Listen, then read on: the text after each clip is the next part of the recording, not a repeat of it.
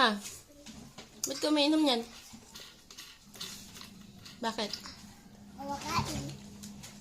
Ginawa mo ng pagkain, isara mo. Tama na yan. Mamaya ulit, anak. Sige na. Nasakit ako. May sakit ka? Ito pa. Mawawala ba yung sakit? Mawawala ba yung sakit pag umiinom ng ganyan? Oh, ay! Matapon! Ops. Ubus na nga talaga. Oh no. Hmm? Ay, isi na. Ang daming lumabas na plema mo kanina, no? Oo.